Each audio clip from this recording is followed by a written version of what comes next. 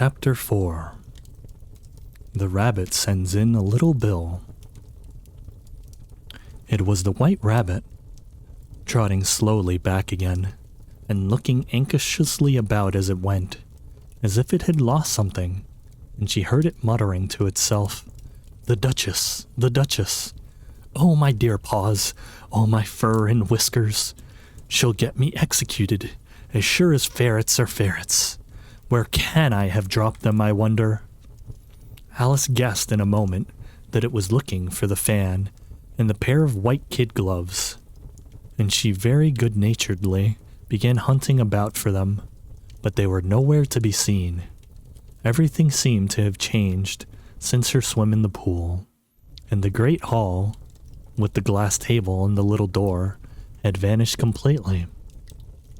Very soon the rabbit noticed Alice as she went hunting about, and called out to her in an angry tone, "Why, Mary Ann, what are you doing out here? Run home this instant and fetch me a pair of gloves and a fan. Quick, now!" And Alice was so much frightened that she ran off at once in the direction it pointed to, without trying to explain the mistake it had made. "He took me for his housemaid," she had said to herself as she ran. "How surprised he'll be when he finds out who I am. But I'd better take him his fan and gloves. That is, if I can find them." As she said this, she came upon a neat little house, on the door of which was a bright brass plate with the name W. Rabbit engraved upon it. She went in without knocking, and hurried upstairs, in great fear lest she should meet the real Mary Ann, and be turned out of the house before she had found the fan and gloves. "How queer it seems," Alice said to herself, "to be going messages for a rabbit. I suppose Dina will be sending me on messages next." And she began fancying the sort of thing that would happen. "Miss Alice, come here directly, and get ready for your walk." "Coming in a minute, nurse. But I've got to see that the mouse doesn't get out. Only I don't think," Alice went on, "that they'd let Dina stop in the house if it began ordering people about like that."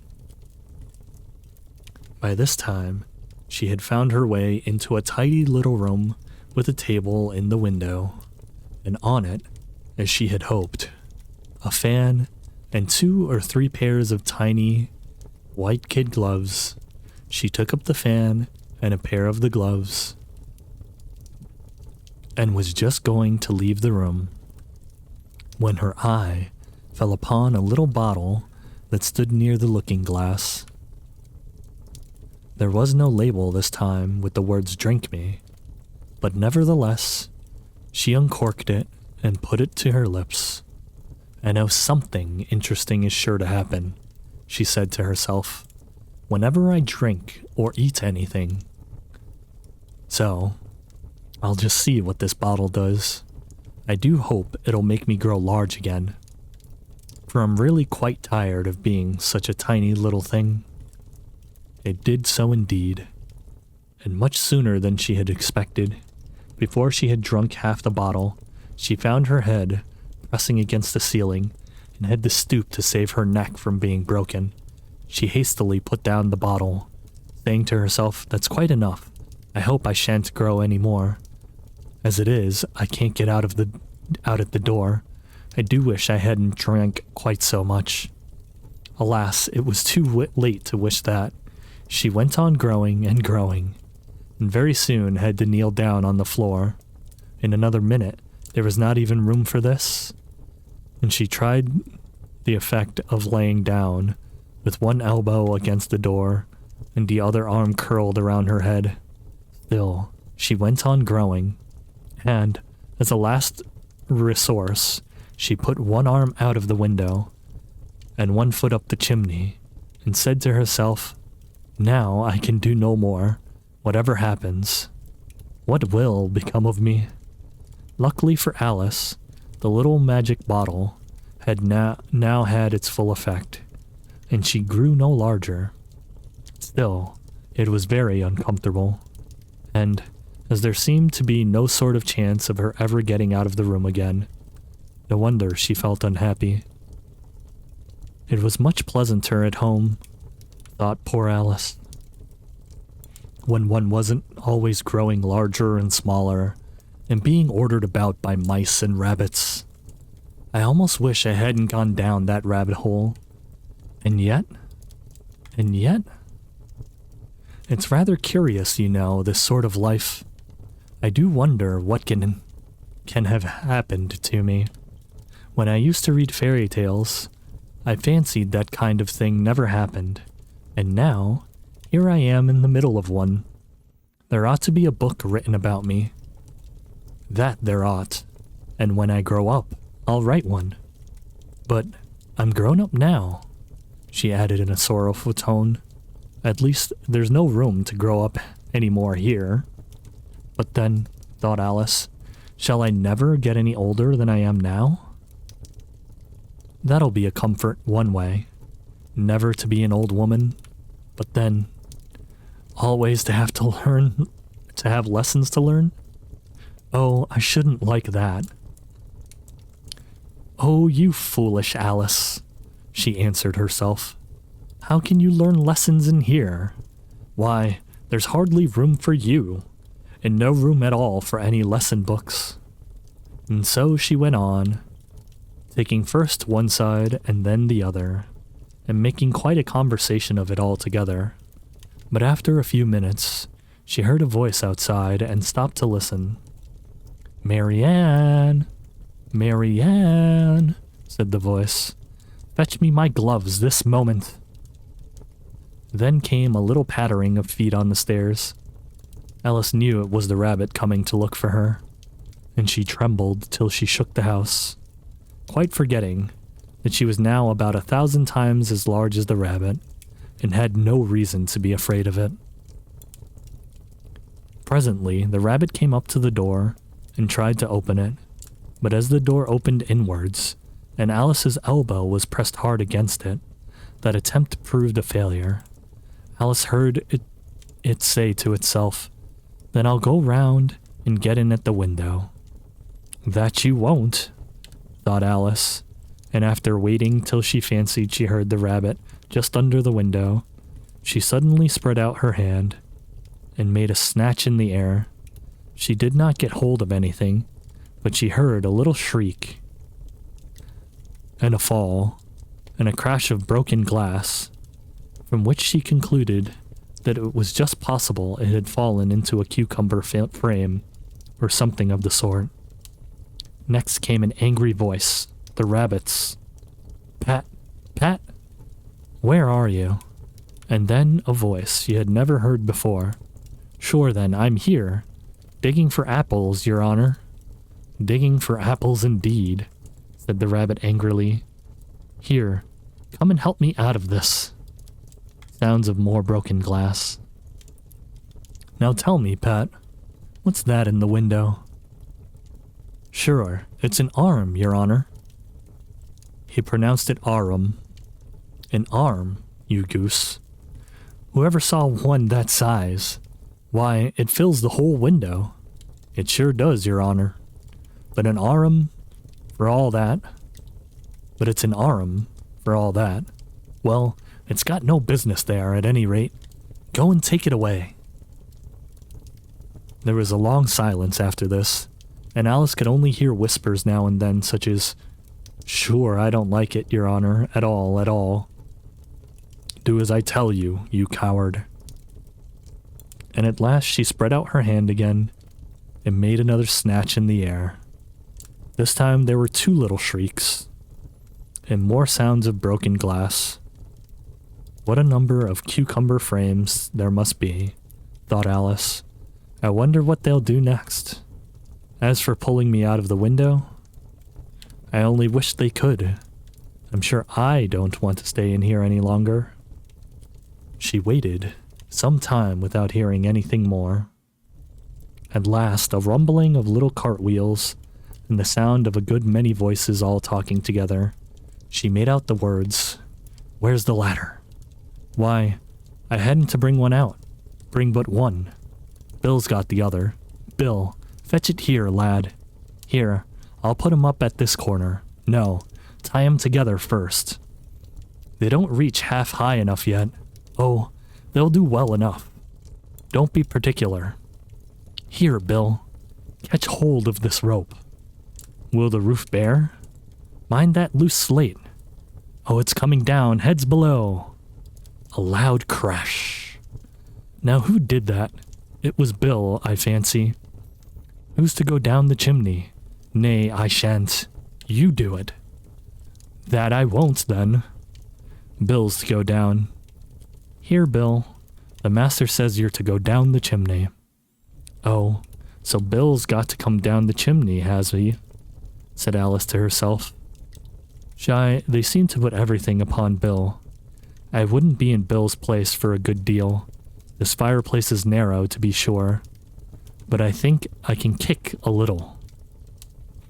She drew her foot as far down the chimney as she could, and waited till she heard a little animal, she couldn't guess what sort it was, scratching and scrambling about in the chimney close above her.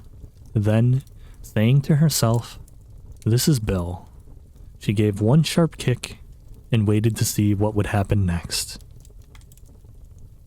The first thing she heard was a general chorus of, "There goes Bill." Then the rabbit's voice along, "Catch him, you by the hedge." Then silence. And then another confusion of voices. "Hold up his head. Brandy now. Don't choke him. How was it, old fellow? What happened to you now? Tell us about it." Last came a little feeble squeaking voice. That's Bill, thought Alice. Well, I hardly know. No more, thank ye. I'm better now. But I'm a deal too flustered to tell you. All I know is, something comes at me like a jack-in-the-box, and up I goes like a skyrocket. So you did, old fellow, said the others. We must burn the house down, said the rabbit's voice, and Alice called out as loud as she could, If you do, I'll set Dina at you.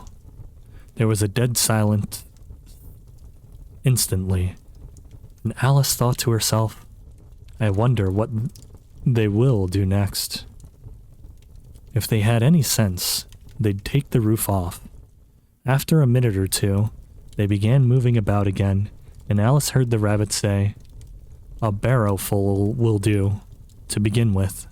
A barrowful of what? Thought Alice. But she had not long to doubt, for the next moment, a shower of little pebbles came rattling in at the window, and some of them hit her in the face. I'll put a stop to this, she said to herself and shouted out, You'd better not do that again, which produced another dead silence. Alice noticed with some surprise that the pebbles were all turning into little cakes as they lay on the floor, and a bright idea came into her head. If I eat one of these cakes, she thought, it's sure to make some change in my size.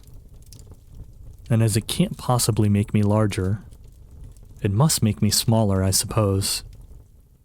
So, she swallowed one of the cakes, and was delighted to find that she began shrinking directly. As soon as she was small enough to get through the door, she ran out of the house, and found quite a crowd of little animals and birds waiting outside.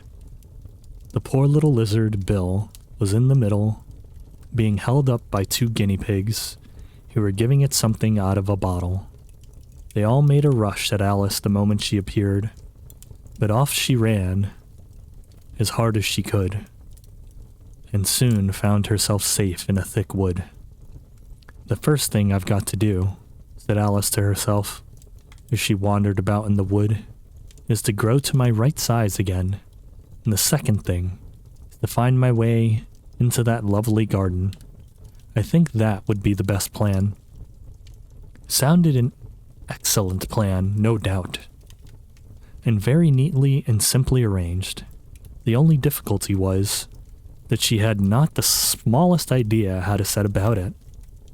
And while she was peering about anxiously among the trees, a little sharp bark just over her head made her look up in a great hurry. An enormous puppy was looking down at her with large round eyes, and feebly stretching out one paw trying to reach her.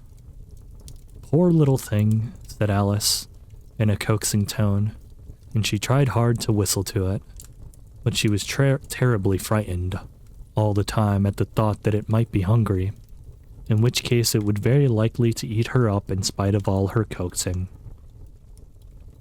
Hardly knowing what she did, she picked up a little bit of stick and held it out to the puppy, whereupon the puppy jumped into the air off all its feet at once, with a yelp of delight, and rushed at the stick, and made believe to worry it.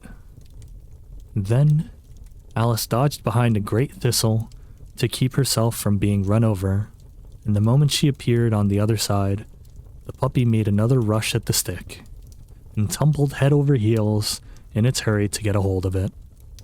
Then Alice, thinking it was very like having a game of play with a cart horse, and expecting every moment to be trampled under its feet, ran around the thistle again. Then the puppy began a series of short charges at the stick, running a very little way forwards each time and a long way back, and barking hoarsely all the while, till at last it sat down a good way off, panting, with its tongue hanging out of its mouth, and its great eyes half shut. This seemed to Alice a good opportunity for making her escape, so she set off at once, and ran till she was quite tired and out of breath, until the puppy's bark sounded quite faint in the distance. "And yet, what a dear little puppy it was," said Alice, as she leaned against a buttercup to rest herself, and fanned herself with one of the leaves.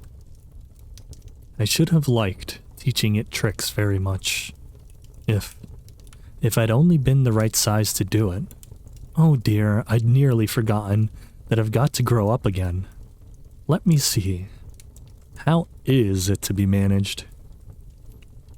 I suppose I ought to eat or drink something or other. But the great question is, what?" The great question certainly was what. Alice looked all around her at the flowers and the blades of grass, but she did not see anything that looked like the right thing to eat or drink under the circumstances. There was a large mushroom growing near her, about the same height as herself, and when she looked under it, and on both sides of it, and behind it, it occurred to her that she might as well look and see what was on top of it.